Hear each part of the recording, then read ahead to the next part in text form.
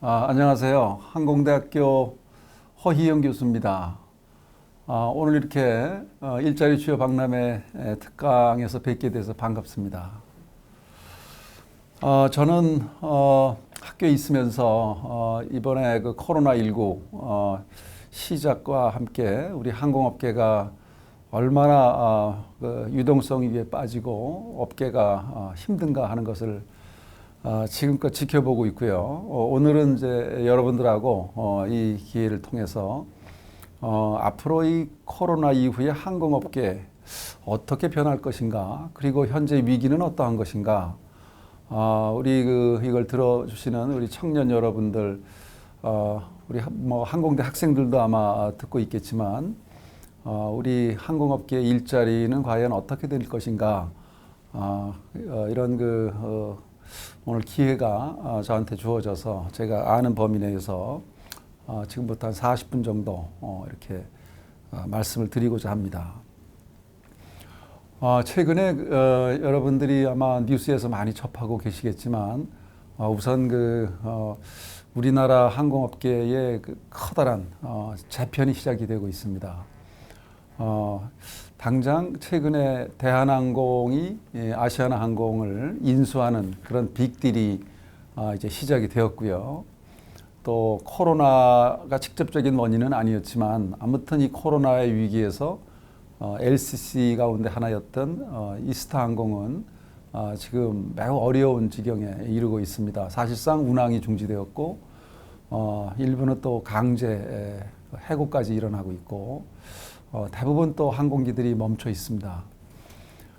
이러한 위기는, 코로나의 위기는 우리나라만이 겪는 것은 아니고요. 전 세계적인 위기입니다. 지난 3월에 전 세계적으로 코로나19에 대한 세계 보건기구가 그 팬데믹을 선언한 이후에 당장 그 당시에 세계적인 컨설팅 기업이었던 카파라고 하는 데에서는 이것이 세계적으로 이제 확산이 되었기 때문에 5월 말이 되면, 이제 지난 얘기지만요, 5월 말이 되면 전 세계의 항공사들이 매우 어려움을 겪게 될 것이고 각국 정부가 적극적인 지원에 나서지 않는다면 전체 항공사의 90%는 파산할 것이다. 이런 아주 굉장히 심각한 예고를 했었죠. 그러자마자 4월, 5월에 이르면서 각국 정부가 무조건적인, 무제한적인 항공업계의 지원을 발표를 했고 시행을 했습니다. 그 과정에서 일부 좀 멈칫멈칫하던 그런 나라들은요, 사실상 파산에 직면했죠. 우리나라에는 취항을 안 하지만 남미에 가면은 1위, 2위 항공사가 있습니다. 라탐이라고 하는 항공사가 있고 아비앙카, 이런 아비앙카는 남미의 2대 항공사인데 100년 역사를 가진 항공사가 1위, 2위가 남미에서는 파산에 들어갔고요. 그래서 지금 법정 관리에 지금 들어가 있습니다. 또 아시아에서도 태국을 대표하는 타이항공이 법정 관리에 들어가 있고요. 이 법정 관리를 하면 더 이상 영업을 못해서 법원이 이제 대신하는 겁니다. 그래서 회생 절차를 밟고 있는데 그 과정에서 많은 조직이 줄어들고요. 감원이 일어나고 그렇습니다. 이 세계적인 이런 걸 우리가 이제 블랙스완이라고 그러죠. 블랙스완은 검은 백조입니다. 백조라는 건 하얘야 백조인데 검은 백조는 일어날 수도 없고 일어나서도 안 되는 것인데 이런 세계적인 감염병이 들이닥쳤습니다. 과거의 사스나 메르스에 비해서 이번 것은 경험해 보지 못했던 이러한 세계적인 위기입니다. 이런 위기는 1차적으로 항공업계와 관광업계, 여행업계에 이제 직격탄을 날렸죠. 지금부터는요, 그동안에 있었던 것을 좀 보고 어느 정도의 충격이길래 제가 오늘 이 시간에는요, 가장 여러분들이 관심을 갖는 과연 이 위기가 언제 끝날 것인가, 그러면 우리는 무엇을 준비할 것인가, 일자리는 앞으로 어떻게 될 것인가를 제가 여러분께 설명을 드리겠습니다. 제가 이제 오늘은 대략 한 4가지 정도를 여러분들에게 전달하고자 합니다. 이런 코로나19의 충격이 지금 닥쳐왔는데 아마 금년에도 이대로 넘어갈 것 같고 내년 어떻게 위기를 극복하고 있는가, 그리고 우리나라 항공업계는 어떻게 지금 재편이 일어날 것인가, 어떤 변화가 있을 것인가. 그리고 항공 종사자의 양성 제도에 대해서는 제가 좀 준비를 했습니다만 이번 그 박람회에 다른 또 다른 시간에 자세한 설명이 있어서 어떤 직종이 있는가 하는 것은 간단히 제가 살펴보고요. 오늘 결론에서는 이렇게 그 코로나19라고 하는 환경의 도전에 대해서 우리 항공산업이 앞으로 어떻게 응전할 것인가. 이미 대한민국 정부도 업계에 많은 힘을 보태고 있고 업계도 자구 노력을 하고 있습니다. 이런 내용으로 지금부터 시작을 하겠습니다. 지금 그림에서 보시는 거는요, 그냥 그림만 보셔도요, 대략 이게 그 전년도 그 전년도에 비해서 최근 변동과 순항을 하고 있던, 그림에서 보는 점선이 이제 저렇게 정상적인 상황에서는 세계 여객 시장이, 화물 시장이 저렇게 가야 됐던 것인데 금년 저게 3월, 특히 2월, 3월에 들면서 푹 꺾이게 됩니다. 전 세계적으로요, 대륙별로 어느 지역에 국한된 일이 아니고 이것은 지금 이 블랙스완이라고 하는 공포가 사실 어디에 이렇게 직접적인 데미지를 주고 있느냐면 대면하는 업종입니다. 그러니까 직접 대면을 하는 사람과 사람이 만나는 업종에서 1차적으로 위기가 닥친 겁니다. 결국은 서비스 업종을 말하는 것인데요. 서비스 업종 가운데서도 관광과 항공업계가 직격탄을 맞은 겁니다. 거기 윗줄에 보면 그렇게 제가 이제 이걸 인용을 했는데요. 여객 수요는 전 세계적으로 전년 정상적일 때보다 약 60%가 줄었고요. 금년까지 이렇게 줄을 걸로 예상이 됩니다.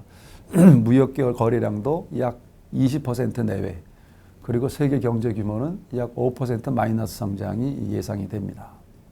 그림에서 보시는 것처럼 우리나라에서도 지금 대면 업종이 굉장히 어려움을 겪고 있는데 대표적인 업종 7개에 대해서 거기 지금 얼마나 지금 피해를 입고 있는가를 보여주고 있는데요. 거기 보시면은 요식업이라고 하죠. 음식점이라든가 카페라든가 가장 그 피해가 크고요. 그 다음에 이제 왼쪽에서 두 번째로 보시는 게 바로 항공업종입니다. 지금 이것이 부가가치 규모로 보면요, 우리나라에서 항공과 관광 관련된 서비스 업종의 피해가 약 184조로 이렇게 예측이 됩니다. 지금 이 코로나19의 위기에서 지금 우리 항공업계는 그 여객기로 사람을 실어 놔야 되는 여객기를 가지고 화물을 실어 나르고 있고요. 그러니까 대형 여객기건 소형 여객기건 보면 꼭대기 층은 사람이 타는데 그걸 객실이라고 하고요. 그 밑에는 이제 벨리라고 합니다. 거기에는 이제 화물을 싣고 우리나라 전체의 그 화물 운송량은요, 여객기가 한 40%를 담당하고 있죠. 화물 전용기 외에도. 그런데 지금 그 여객기를 통해서 화물을 실어 나르는, 또 심지어 그 대한항공 같은 경우는 대형 여객기에 객실을 다 뜯어냈습니다. 거기에 컨테이너를 밀어 집어넣고 있고 임원 직원들이 지금 급여가 삭감됐습니다. 우리 대기업 우리 항공사들의 그 직원분들도 어렵고 임원분들도 대폭 급여가 금년에 삭감이 되어 있고요. 또 심지어 11월 들어서부터는 무급휴직에 들어가고 계시고 이것도 순환 또 휴직을 하고 있습니다. 또 자산을 매각할 수 있는 항공사들은 다 잘라 팔고 있습니다. 대한항공 같은 경우가 대표적인데 기내식도 아주 돈을 잘 버는 사업부를 띄어냈고 최근에는 리무진 사업까지 띄어냈고요. 그러니까 현금화할 수 있는 것은 다 지금 매각을 해서 유동성을 확보하고 있습니다. 항공기는 지금 우리가 제주도를 보면은 제주도나 국내에서는 좀 다니는 것 같아서 좀 살아나는 거 아닌가 하는 그런 좀 착시를 좀 할 수는 있는데 사실은 항공 시장은 해외 시장이 90%가 넘는데 지금 항공기의 95%가 서 있습니다. 그래서 일부 항공기만이 지금 국제 노선에 취항을 하고 있고요. 그래서 지금 우리 그 인천공항 또 김포공항에 보면 항공기들이 줄 서서 그라운드에 내려 있습니다.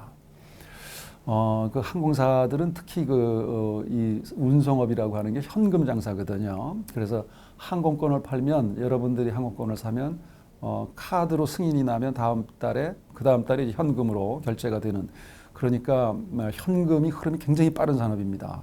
일반 제조업은 재고라는 걸 거쳐서 비축을 하고 출하를 하고 하는데 현금 회수가 시간이 걸리죠. 그런데 이 서비스 업종, 특히 항공업종은 현금 흐름이 빨라서 비행기가 멈추는 순간 다음 달부터 유동성 위기에 빠지게 됩니다. 반면에 나갈 돈은 고정비가 높아서 고정 영업비가 상대적으로 높지요. 인건비도 많이 들어가고 항공기에 들어가는 리스료라든가 감가상각도 많이 들고 그래서 나갈 돈은 다음 달에 나가야 되는데 이번 달에 비행기가 멈추면 들어올 돈은 멈추게 됩니다. 그래서 아주 빠르게 위기에 빠져들었고요. 지금 거기 제가 보시는 것처럼 그 제주항공, 대한항공, 이스타항공 지금 대표적인 것인데요. 모든 사실은 항공사들이 다 위기에 빠졌습니다. 우리 정부는 기간산업안전기금이라고 해서 이 항공운송업은 기간산업입니다.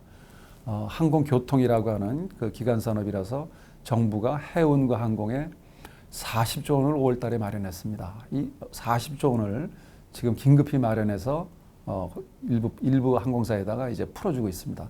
이스타항공은 아쉽게도 대상이 되질 않아서 지금 아주 한계에 몰려 있습니다. 최근 605명을 정리해고를 했고요. 이런 코로나19의 그 위기가 항공업계가 직격탄을 맞았고 해고는 처음으로 이스타항공이 강제해고를 한 겁니다. 그래서 이 충격을 항공사들이 고스란히 지금 떠안고 있는데 현재는 좀 어려운 시기입니다. 이것은 다른 나라나 세계적인 항공업계에서도 보면 거기 맨 위에 나오는 게 이제 아이카오라고 하는 거죠. 아이카오는 국제민간항공기구인데 유엔 산하기구에서는 가장 힘이 있는 기구 중에 하나인데 거기도 비상이 걸렸습니다. 전 세계 정부가 여기 회원사들인데 지금 앞으로의 그 피해 규모가 저기 보시는 것처럼 비관적으로는 60%, 57%까지 그리고 밑에 ACI라고 하는 공항도 지금 매우 어렵습니다. 그래서 국제공항협회에서도 저렇게 어려움을 추정해 놓고 있고요. 아야타라고 하는 것은 국제항공사들이 회원사로 있는 항공운송협회입니다.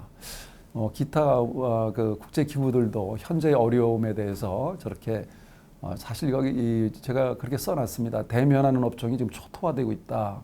그래서 사실은 아우성들이죠. 각국 정부가 지원할 수 있는 것을 모든 걸 지금 총력을 기울이고 있습니다. 자, 이 그림을 잘 봐주시기 바랍니다. 제가 오늘 여러분들한테 이 일자리에 대한 이 전망 이것을 가지고 이 그림이 국제기구에서 만들어준 건데요. 교통연구원이라든가 저도 이걸 많이 씁니다.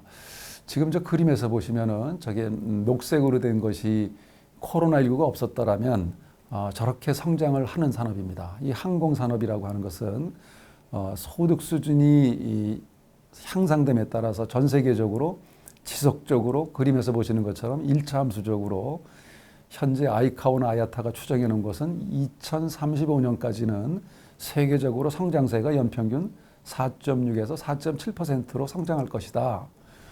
그러니까 장기적으로 예측을 해봐도 이 시장은 저런 시장을 찾아보기는 어렵습니다. 하물며 우리 같은 경우에는 이제 아시아 태평양 지역, 이 중국을 포함한 아시아 태평양 지역은 6%, 많게는 7%의 성장세를 기록해 왔기 때문에 세계 글로벌 성장세보다는 더 가파르게 예상이 되었던 거죠. 그런데 저 그림에서 보시는 것처럼 2020년에 들면서 위기가 닥친 겁니다. 저기 보시면은 저게 이제 좀 흐릿하게 나오는 부분이 있습니다. 노란색으로 나오는 부분이 있는데 급격히 꺾인 빨간 선이 회복, 저 빨간 선을 보면 굵은 선으로 나타난 것은 낙관적인 경우입니다. 낙관적인 경우인데요. 저대로 예상을 된다면, 낙관적으로 예상을 한다면 내년에는 한 60%, 70% 회복되지 않겠는가. 그 이후에도 회복이 되어서 빠르면은 2022년 정도에 들어가면은 코로나 이전까지 회복이 되겠구나 하는 낙관적인 예상이 있는가 하면 그 밑에 좀 옅은 부분으로 거기 uncertainty라고 되어 있죠. 이 불확실성이 존재합니다. 그래서 또 비관적으로 예측을 하게 되면 그거보다 더딥니다. 그래서 거기 가운데 청색으로 이렇게 그 밴드가 이렇게 구역이 설정이 되어 있는데요. 그 부분을 주목해 보시기 바랍니다. 지금 저기에 왜 불확실성이 있느냐? 우리도 지금 경험하고 있지만 이 코로나19가 우리나라만 해도 좀 100명대 밑으로 내려갔다. 거리두기를 좀 완화해 보니까 다시 또 500명대로 올라가고 그러면서 다시 또 거리두기를 강화하고 그래서 코로나19 이 팬데믹의 확산세가 꺾이는 듯하다가 다시 또 재발하고 지역별로 또 가라앉는 데가 있는가 하면 또 다른 지역이 또 확산이 되고 해서 사실 예측하기 어렵고요. 또 한편으로 긍정적인 것들은 최근에 또 이제 백신이라는 게 이제 개발에 대한 그 희소식이 전해지고 있습니다. 지금 아마 연말까지는 일부 국가, 영국이나 미국에서는 이제 백신이 이제 투입이 되고요. 우리나라는 조금 시간이 걸릴 것 같습니다. 그러면서 백신의 개발에 각국이 지금 총력을 기울이고 있고 하루가 다르게 매주 지금 그 상황이 변하고 있습니다. 거기에다가 지금은 항공 비행기를 타면 현지 목적지에 도착해서 전 세계적으로 14일간을 격리를 시킵니다. 따라서 사실 여행이 막혀 있는 셈이죠. 볼일을 가거나 놀러 가는 사람한테 14일간은 사실은 여행하지 말라는 것과 같거든요. 그래서 지금은 비즈니스 목적으로 긴급히 가는 수요 외에는 비행기를 안 탑니다. 그런데 지금 조금 전에 아이아타라든가 아이카오라든가 각국의 항공 지원하는 정부, 항공업계가 이거를 어떻게 돌파할 것이냐. 결국 14일간의 격리 기간을 줄이거나 없애거나 하는 그런 노력이 조만간 가시적으로 나타날 것 같습니다.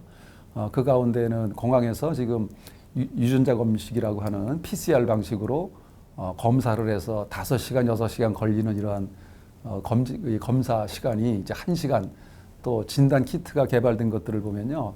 불과 10분 만에 판정이 되어서 그렇게 안전한 나라끼리는 서로 여행을 지금 시작하고 있습니다. 그거를 우리가 방역이 안전한 국가끼리는 우리 좀 자유롭게 왕래하자. 그게 이제 싱가포르, 홍콩이 시작을 했죠, 올여름에. 그리고 이제 영국이나 인도나 점차 늘어나고 있습니다.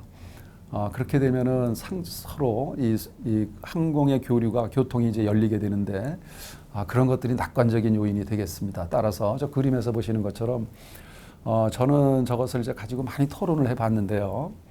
전문가들끼리 토론을 해보고 업계에도 업계의 의견이 있고요. 대략 아무리 늦어도 아주 보수적으로 추정해도 24년이면 다 회복이 된다. 빠르면은 22년이면은 회복되지 않겠는가. 그래서 우리가 이제 흔히 예측해서 그런 얘기를 하죠. most likelihood하다. 가장 가능성이 많은 게 언제냐. 대략 23년 정도면 복구가 되지 않겠는가. 그리고요. 그것이 그때 가서 갑자기 복구되는 게 아니고 내년만 보십시오. 내년에 보면 2021년이 되면 대략 최소 50% 가까이는 회복될 것이다. 사실 국제선은 우리나라가 지금 97.6%가 지금 막혀 있거든요. 97.6%의 국제선이 막혔습니다. 그것이 내년이 되면 50%가 회복된다고 할 때 항공업계는 현금 흐름이 빠르게 돕니다. 회복에 숨통이 트이는 거죠. 그래서 지금 같은 금년 같은 이런 초토화된 상태는 내년부터 서서히 회복이 되고 후년이 되면은 더 많이 회복이 되고 어쩌면은 거의 코로나 이전 수준으로 갈 수도 있겠다 하는 그러한 전망이 우세합니다. 제가 이것을 좀 자세히 설명드리는 것은 원래 그렇습니다. 이 사업을 하는 항공사의 경영진들은 항상 보수적으로 추정을 하죠. 신중합니다. 그러나 우리 같은 전문가들이 볼 때는 낙관적이어서도 안 되고 비관적이어서도 안 되고 보수적이어서도 안 되고 대략 앞으로 한 2년 정도 걸리지 않겠는가 하는 예상을 하게 됩니다. 자, 이제 그 다음에는 우리나라 항공업계의 이제 전망을 좀 해보겠습니다. 제가 제목을 재편되는 국내외 항공업계와 시장 전망인데요. 세계 항공업계의 구조조정과 파산 신청은 지금 곳곳에서 각국에서 이어지고 있고요. 이게 이제 3월 12일 날 팬데믹이 선언이 되었고 전 세계적으로 국경이 봉쇄되었다. 여러분이 아실 겁니다. 각국 정부가 전폭적인 지원 정책을 펼치고 있고 신속하게 돈을 풀고 지원할 수 있는 수단은 다 강구하고 있습니다. 그럼에도 불구하고 우물쭈물하던 그 국가들은 그 대표 국적 항공사들이 지금 파산에 들어가서 법정 관리에 들어가 있습니다. 지금 여기까지가 제가 설명을 드린 거고 밑에 사진은 그 항공사들입니다. 저 타이 항공도 대단한 항공사이거든요. 그러나 조치가 좀 늦었던 거죠. 이 구조 조정을 제가 좀 설명을 드리겠습니다. 우리나라에서는 대한항공과 아시아나의 M&A, 그러니까 구체적으로는 부실화된 아시아나 항공을 대한항공이 인수하는 겁니다. 그런데 이제 이거에 대해서 우려가 많죠. 또 걱정도 많이 하지만 또 이거에 대한 반대 목소리도 있습니다. 그러나 저는 30년 동안 학교에서 이걸 연구해 본 결과인데요. 저기 2000년대 이후에 보면은요, 세계 항공업계에서는 아주 빈번하게 M&A가 일어났던 거죠. 한쪽이 어려워지면 인수가 일어나고, 그러니까 파산의 가능성이 높아지면 한쪽이 그걸 인수하는 걸 M&A라고 하죠. 저기 지금 중간쯤 보면 이제 이 밑에 줄에 보면요, 2000년에 들면서 2001년에 저게 AA는 아메리칸 항공입니다. 세계에서 제일 큰 항공사가 아메리칸, 2위가 델타, 3위가 유나이티드, 이렇게 순서가 되어 있습니다. 세계 항공업계의 빅3가 미국에 다 있죠. 아메리칸, 델타, 유나이티드가 그것과 비슷비슷했습니다. TWA는 트랜스월드 항공이었고요. 그거를 2001년에 아메리칸 항공이 인수를 했죠. 또 그 옆에 보면은 또 거기 이어서 노스웨스트 항공을 아마 아시는, 우리나라에도 많이 취항을 했었습니다. 이것도 글로벌 항공사였는데 델타가 인수를 했습니다. 경영이 어려워졌던 거죠. 또 2010년에 이르면요, 컨티넨탈 항공도 큰 항공사거든요. 메이저 항공사입니다. 근데 유나이티드 항공이 인수를 했습니다. 또 US 에어웨이스도 2013년 US 에어웨이스도 그 메이저 캐리어인데 아메리칸 항공이 인수를 했습니다.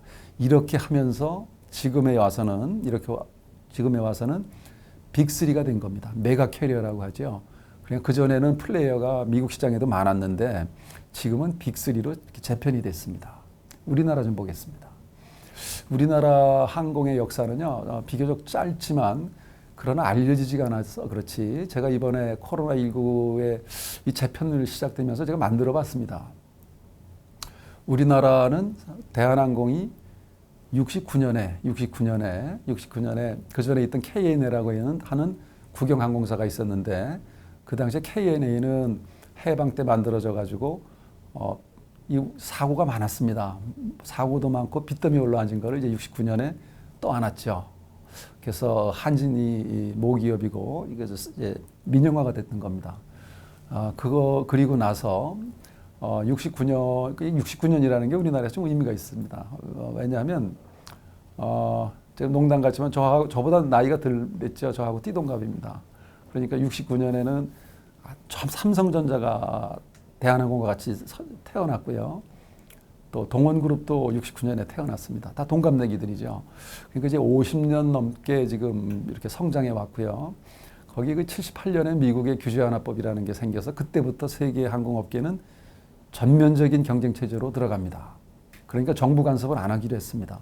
노선을 마음대로 개설하고 운임도 마음대로 받고 정부가 일절 관여를 안 합니다. 회사 설립도 자유로워지고, 우리나라도 10년 후에 1988년에 우리나라도 제2민항이 됐죠. 그러니까 금호그룹이 아시아나를 설립을 했습니다. 세계적인 흐름이었습니다. 그것은. 그래서 지금 아시아나가 약 30년간 성장해 왔고요. 그 사이에 2001년에 인천공항이 개항을 했고, 이제 우리나라에서 LCC는 2005년에 생겨납니다. 제일 먼저 생긴 게 한성항공이고요. 한성항공은 운항을 하다가 사실 파산을 해서 뒤에 와서 보면 거기 T웨이가 이름을 바꿔서 주인이 바뀌었던 것이고요. 제주항공이 2005년에 동시에 설립이 됐습니다. 한성항공 다음으로 조금 몇 달을 두고 설립이 됐고요. 그리고 이제 에어부산이라든가 이스타라든가 이런 것이 속속 들어오기 시작합니다. 진에어가 2008년, 그리고 2009년에는 코스타나 영남에어가 있었는데, 지금 영남에어는 취항을 했던 항공사인데 이때 파산을 합니다. 결국은 재무적 부실, 그 빚을 못 갚아서 파산을 했고, 코스타 항공도 비행기를 들여와서 시험 비행 중에 자금이 부족해서 파산했습니다. 그리고 2010년에는 이제 티웨이라는 것이 한성항공이 이제 주인이 바뀌고 또 바뀌고, 그래서 세 번째 주인이 들어서서 재탄생을 했습니다. 그게 티웨이 항공이고요. 그리고 2012년에 이르면 지금 TA 항공이 이제 예림당으로 또 다시 바뀌게 됩니다. 그러니까 예림당이 세 번째 주인이 되고요. 그 2015년에 아시아나의 자회사로 에어서울이 설립이 됩니다. 이렇게 해서 2017년에 이르면요, 대략 LCC가 5개가 되는데요. 그 사이에 2017년에는 또 하이웨어라고 하는 소형, 그러니까 50인승 미만의 소형 항공사가 설립이 되고요. 근데 2019년 작년 얘기입니다. 작년에는 LCC가 6번째 LCC가 탄생을 합니다. 그게 플라이 강원이고요. 그런데 그 해에 소형 항공사는 에어포항, 에어필립이 다 파산합니다. 그리고 코리아 익스프레스가 우리나라의 최초의 소형 항공사였는데 사실상 휴업에 들어갑니다. 그리고 이제 금년에 이렇게 코로나19로 위기를 맞았는데 그래서 대폭적인 산업의 재편이 일어나게 됩니다. 이번에 이제 산업은행이 아시아나 항공의 부실을 떠안고 저것을 국민의 세금으로 계속 살려줄 것이냐, 아니면 구조조정을 해서 규모를 줄이고, 그러니까 거기엔 많은 해고가 일어날 수밖에 없죠. 그렇게 해서 다시 또 민간에다 재매각을 할 것이냐, 그 고민 끝에 대한항공을 선택했던 겁니다. 그래서 산업은행으로서는 어떻게 보면 다른 길이 없었고 오히려 외국처럼 M&A라고 하는 방식을 택한 것은 제가 볼 때는 굉장히 그 정부가 산업은행에 8천억을 들여서 어떻게 보면 세계 흐름에 맞추는 그러한 대안을 마련했다, 이렇게 판단을 합니다. 그 그림에서 보시는 것처럼요, 한진칼이 대한항공의 지주회사인데 거기에다가 8천억을 지원을 합니다. 그 가운데 5천억을 유상증자를 해서 지분을 확보하고 한진칼이 다시 또 내년 상반기에 아마 대한항공도 지금 재무구조가 안 좋거든요. 그래서 2조 5천억을 증자를 합니다. 자본금을 들이게 되면 재무구조가 개선이 되죠. 거기에 7조 3천억 원을 다시 집어넣고 한진칼이 대한항공은 또 유상증자를 하고 나서 다시 유상증자, 아시아나 유상증자에다가 또 1조 8천억을 넣게 됩니다. 그러면서 아시아나의 대주주로 바뀌게 되는 거죠. 저 과정이 대략 내년 연말까지 완성이 될 겁니다. 저렇게 되면은요, 잠깐 이걸 마저 좀 설명을 드릴까요? 이렇게 되면은 우리나라의 대표 항공사는 그야말로 하나가 됩니다. 그러니까 대표는 둘이면 안 되잖아요. 대표 항공사가 하나가 되는데 이거에 대해서는 세계 항공업계의 흐름을 이해할 필요가 있습니다. 미국은 3개입니다. 중국도 3개입니다. 중국은 동방항공, 남방항공, 국제항공. 일본이 2개입니다. 일본 잘하고 아나가 있죠. 그리고 나머지는 다 하나입니다. 여기서 하나라는 건 대표항공사를 말하고요. 대표항공사라 하면 장거리 노선에 나가서 경쟁하는 항공사죠. 영국에는 브리티시 항공이 있고, 독일에는 루프트한자 항공이 있고, 프랑스에는 에어프랑스가 있습니다. 그게 유럽의 3대 항공사인데 그들도 다른 나라의 국적 항공사를 인수를 했습니다. 그러나 브랜드는 유지하죠. 그래서 KLM을 인수해서 에어프랑스 KLM이라고 쓰고, 루프트한자는 스위스에어나 오스트레일리아 항공을 대주주가 됐습니다. 인수를 해서. 그러나 이름은 남겨놓았고, 브리티시 항공도 이베리아, 스페인 항공을 합병을 했죠. 그렇게 세계 항공업계는 몸집 불리기를 해나가고 있습니다. 캐나다는 에어 캐나다가 하나 있고, 호주에는 퀀타스 하나고 다 하나입니다. 대표 항공사 하나입니다. 우리나라도 사실은 우리나라는 좀 특별하게 2개가 있었던 거죠. 그래서 저는 늘 평소에 우리나라는 2개 있는데 이게 프레임을 그렇게 이렇게 바라보면 정상인 것 같은데 밖에서 보면은 그건 아니었던 거죠. 그래서 이번에 저렇게 대한항공 체제로 단일화될 경우에는 규모의 경제가 기대가 되는데요. 저는 저것이 앞으로 일자리와 직결된다고 봅니다. 이번에 산업은행과 대한항공이 이제 이 빅딜을 하는 과정에서 상호 약속을 표명을 했죠. 그 표명 가운데 의무조항이 한 7개나 됩니다. 경영을 잘못하면요, 대한항공은 경영진이 물러나야 됩니다. 그 조건입니다. 한마디로. 그리고 경영평가를 할 것이고 윤리경영을 감시하고 그렇게 돼 있고요. 그런데 거기서 가장 중요한 것도 하나가 뭐냐면 고용을 그대로 유지하겠다. 고용을 유지한다는 겁니다. 그게 이제 다른 일반 산업을 보시는 분들은 이걸 이해를 잘 못하는데 저는 이걸 알죠. 이 항공운송업은 네트워크 사업입니다.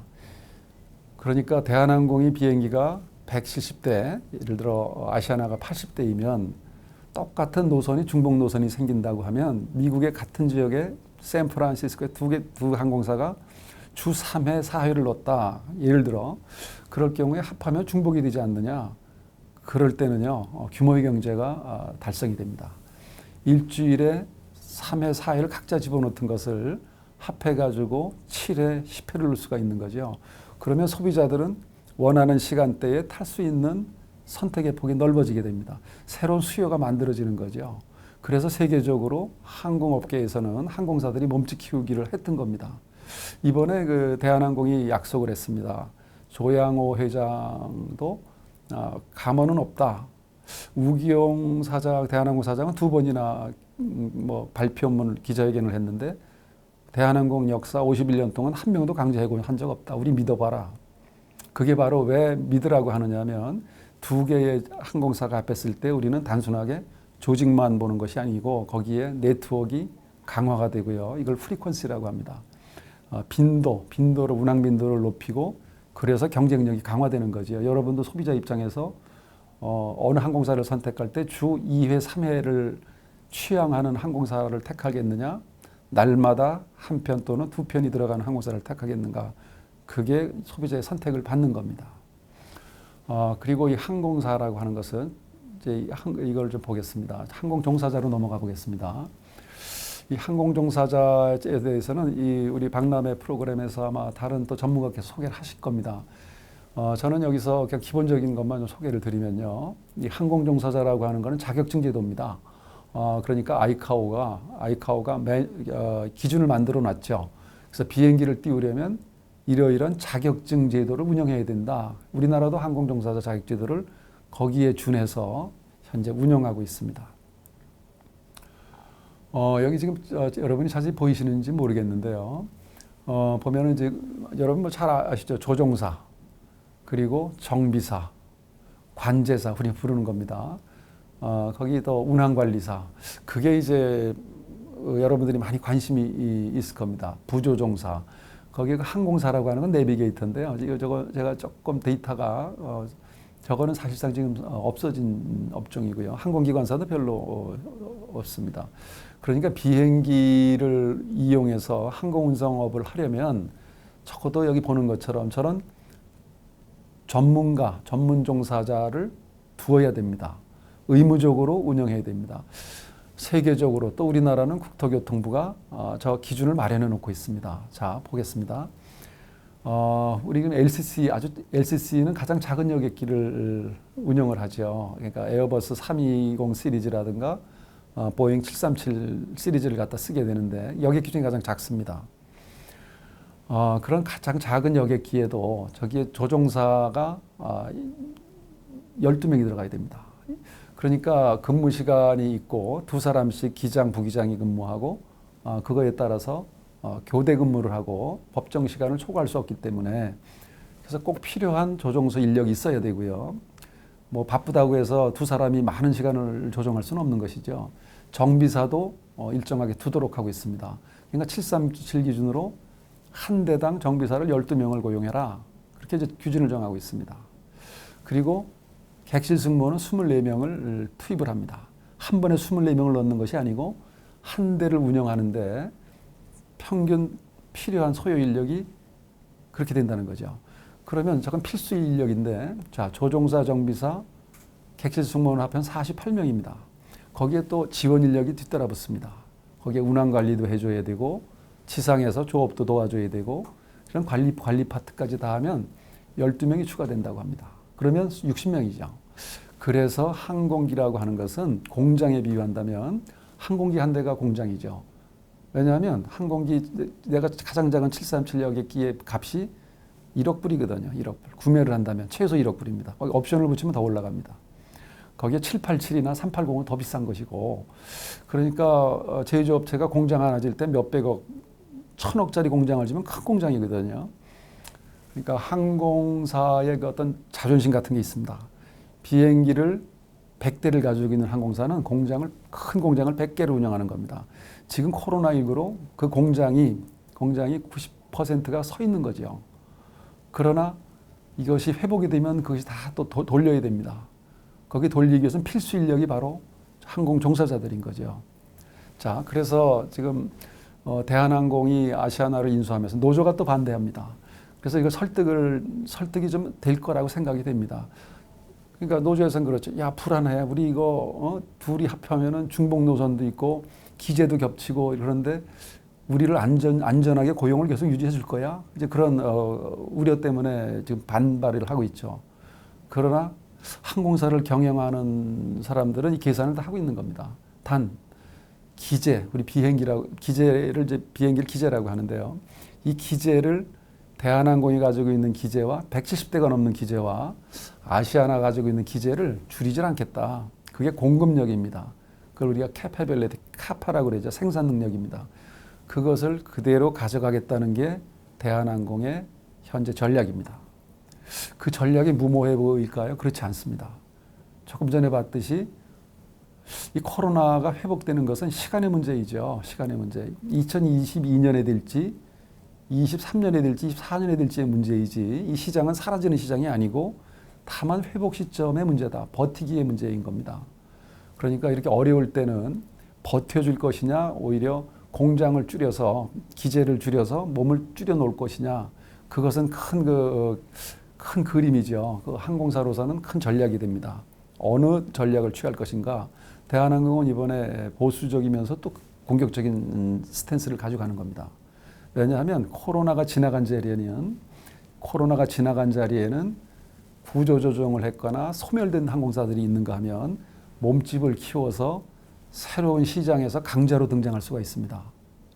저는 지금 보고 있는 게 이제 세계 항공업계에서 저는 황소개구리라고 비유하는데 중동의 항공 3사입니다. 중동이란 나라는 산유국이고 중동이 전 세계의 이 대륙을 연결하는 요지거든요. 요충지입니다. 거기에 에미레이트, 두바이 위치가 굉장히 좋습니다. 아프리카도 가고 유럽도 가고 아시아도 가고 거기가 아주 요충지죠. 산유국이고 정부 보조금이 무지무지하게 들어갑니다. 그러니까 싼 운임으로 에티하드 그러니까 에미레이트, 에티하드, 콰타르 항공 이 3대 항공사들은 우리나라뿐 아니고 유럽이건 미국이건 그들이 들어가고 나면요 그 시장은 초토화됩니다. 그 시장이 되면 가격 경쟁력을 워낙 싸게 공급을 하기 때문에 그래서 지금 그 세계적으로 시장을 흔들어 놓고 있는 게 중동 3사고요. 그 다음이 중국 3사입니다. 중국은 남방, 동방, 에어차이나 국제항공이죠. 이 3사가 여기는 외형은 민간항공사라고는 하지만 사실상 국영항공사거든요. 그들은 목표가 정해지면요. 국가 정책에 따라서 수익성을 보지 않고 그냥 들어갑니다. 정부가 막강하게 봐주고 있는 거죠. 그래서 세계에 지금 어떻게 보면 시장 질서를 좀 교란한다고 해야 될지 뭐 새로운 강자로 부상하는 건데요. 그들은 아마 이번에 몸집을 많이 키울 걸로 보이고요. 유럽도 세계 각국도요. 이거를 아는 나라들 또 이런 어려움을 겪어본 나라들 미국의 세계 항공 3사 빅3는요. 다 망해봤거든요. 다 파산을 경험해봤습니다. 그래서 미국 정부가 파산을 한 항공사를 회생시키는데 많은 돈이 들어간다는 걸 알기 때문에 지난 3월, 4월 바로 트럼프 행정부가 너네 원하는 걸 다 대주겠다. 그게 580억 불이었습니다. 그 당시 지금도 60조가 넘죠. 65조 정도. 그래서 절반은 그냥 대줄게. 정부 보조금, 서브시디를 줬고 나머지는 긴급 대출을 해줬습니다. 그 대출 금리가 1%입니다. 자, 그래서 제가 우리나라의 항공업계도 이제 이 국토교통부가 이것을 이제 충분히 이해를 한 거죠. 그래서 이번에 이 빅딜은 M&A는 결국은 시너지가 나는 거대한 항공사를 탄생시켜서 세계 시장에다 한번 겨뤄보자. 지금 대한항공은 그 여객 부문에서 보면요. 세계에 나가면 그렇게 메이저가 아니었죠. 서비스는 좋습니다. 그러나 세계 무대에 갖다 놓으면 그저 18위, 19위, 여객 부문에 가면 20위 바뀝니다. 우리나라가 항공은 세계 8대 강국이라고는 하지만 개별 항공사가 나가서 플레이를 할 때는 사이즈가 그렇게 작았던 거죠. 왜냐하면 그것이 또 아시아나는 또 30위권 밖에 있었고 이것이 두 개가 뭉쳐지게 되면 규모의 경제, 시너지가 크게 나올 걸로 보입니다. 그것을 고려해서 이번에 여러분들한테 내가 왜 이걸 자세히 설명드리냐면 결국 일자리하고 관련이 되거든요. 그래서 지금 대한항공이 18,000명 직접 고용이 그러면 그 18,000명 중에 7,000명이 객실 승무원, 정비사가 5,000명, 조종사가 3,000명입니다. 나머지 관리직이 한 4,000명. 그런 구조거든요. 그러니까 비행기 기재를 계속 유지하는 한 구조조정의 폭은 작습니다. 아시아나도 그 포션이 비슷하죠. 그 비율이. 근데 아마도 이제 규모의 경제가 실현이 되고 어느 정도 지금 운수권도 다 그대로 합해 놓으면 그대로 다 가져가는 겁니다. 가져올 수 있는 거죠.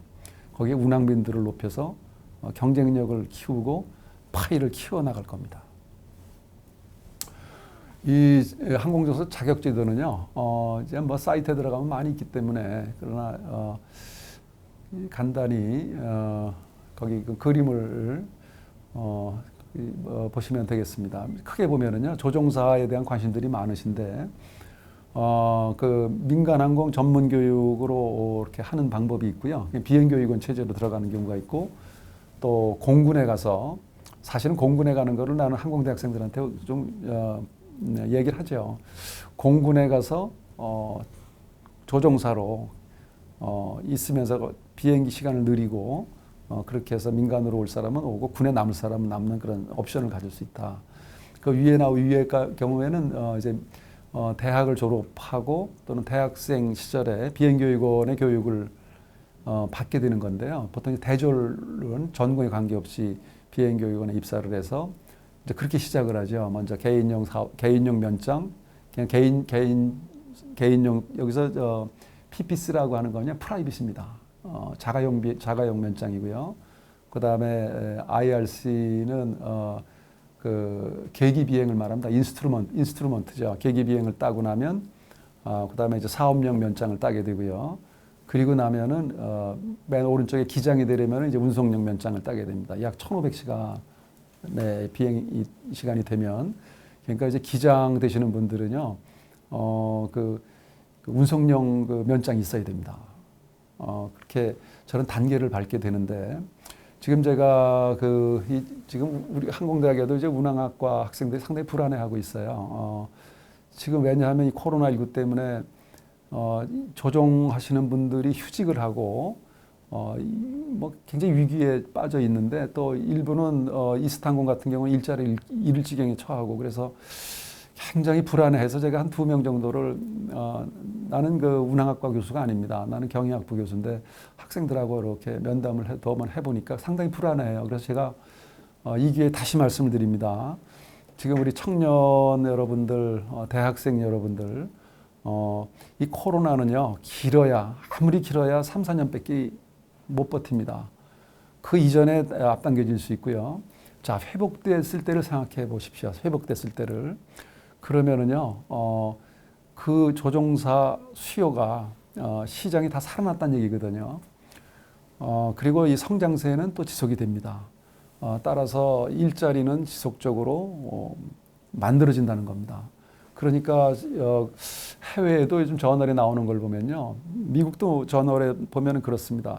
지금 조종사들이 일자리를 잃고 있거든요. 미국은 가혹합니다. 우리처럼 이 해고가 거기는 아주 자유롭게 해고를 시키죠. 그러나 그쪽에서는 뭐가 인기 직종이냐면 IP가 직종입니다. 아주 인기랍니다. 그러니까 이참에 IP는 그 인스트럭터입니다. 비행 시간도 느리면서 플라잉 스쿨에서 교관 쪽으로 그렇게 해서 에어라인에 가기를 좀 지금은 어려우니까 비행 시간을 쌓는 이런 프로그램에 많이 몰리고 있다고 합니다.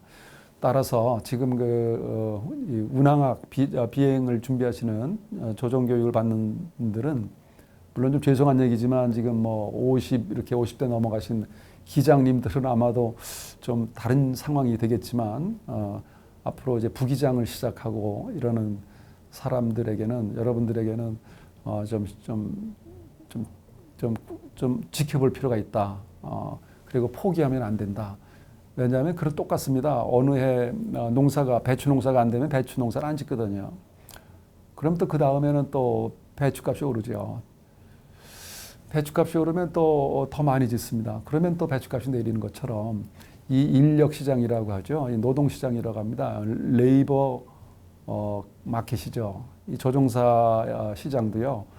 그렇게 반복될 걸로 보입니다. 따라서 지금은 아주 어려운 시기지만 수년이 지나면 다시 또 많은 그 항공업계에 수요가 다시 살아날 것이다.